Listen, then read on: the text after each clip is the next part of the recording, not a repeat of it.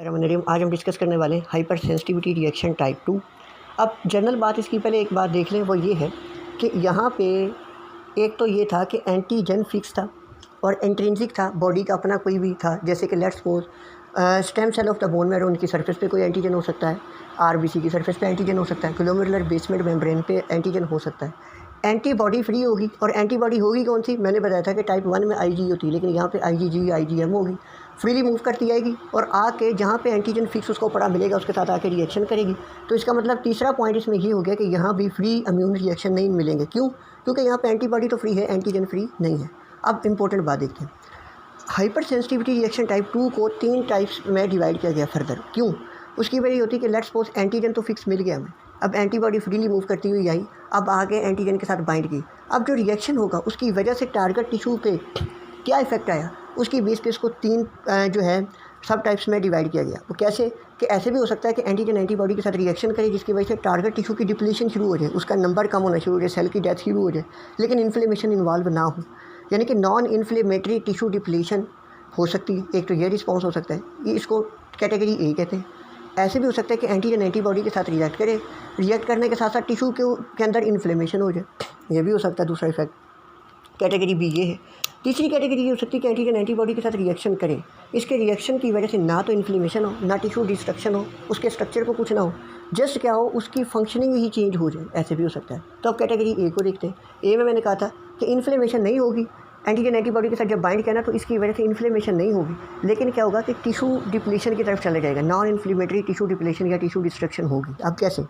अब let's suppose RBC की surface के ऊपर एंटीजन पड़ा हुआ, अब एंटीबॉडी इसके आई, आके इसके साथ बाइंड किया, बाइंड करने के साथ 3 मैकेनिज्म के थ्रू जो है नॉन इन्फ्लेमेटरी टिश्यू डैमेज हो सकता है। एक तो ये कि एंटीजन एंटीबॉडी के साथ बाइंड किया, जब एंटीजन एंटीबॉडी के साथ बाइंड किया तो एंटीबॉडी खुद एक्ट किया एज अ ऑप्सोनाइजेशन, यानी कि इसने ऐसा आरबीसी जिसके ऊपर एंटीजन था इसको डिलीशियस बना दिया मैक्रोफेज ऑफ द स्प्लीन के लिए।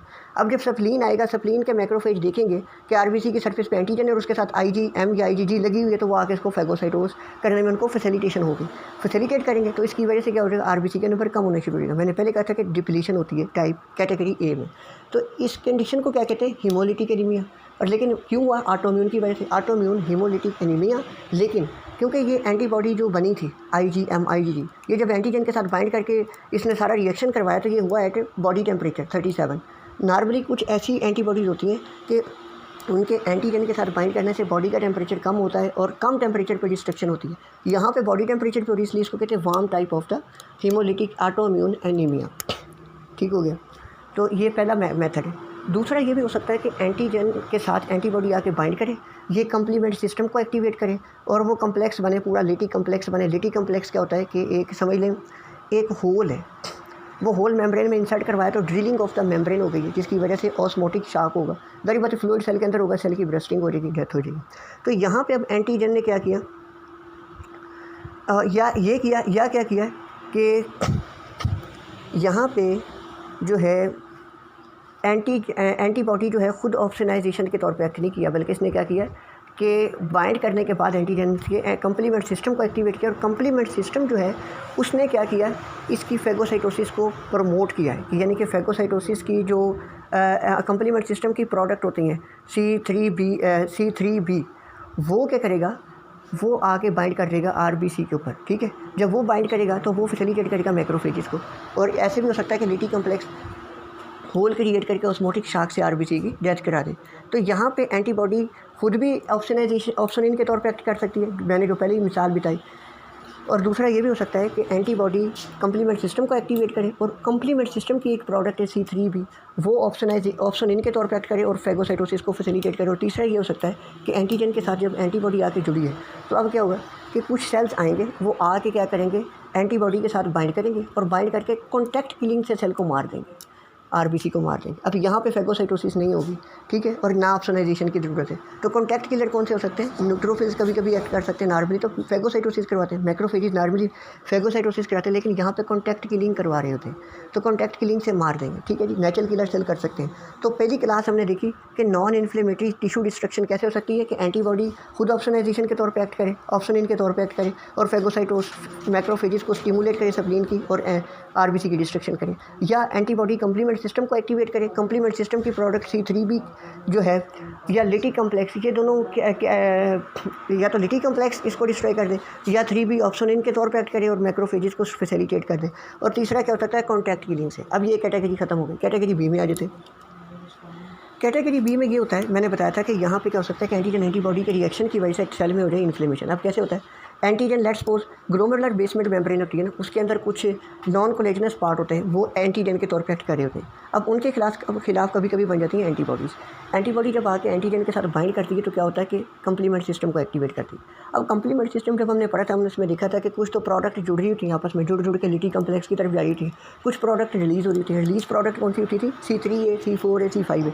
उनमें से ये जो रिलीज़ प्रोडक्ट है ना, ये कीमोटैक्टिक सब्सटेंस के तौर पर बिहेव करते हैं, जिसकी वजह से ईओसिनोफिल्स, मास्ट सेल, न्यूट्रोफिल्स आ जाते हैं, और ये कि हमें पता है कि इन्फ्लेमेटरी सेल है, तो इसी वजह से यहाँ पे इन्फ्लेमेशन हो जाएगी। तो ये एग्जांपल है ग्लोमेरुलोनेफ्राइटिस क्यों हुआ, ऑटोइम्यून एंटीबॉडी बनने की वजह से, और उन्होंने आके इन्फ्लेमेशन काज करवा दी, नेफ्राइटिस इन्फ्लेमेशन, ठीक है। तो इसको कहते हैं गुड पास्चर सिंड्रोम।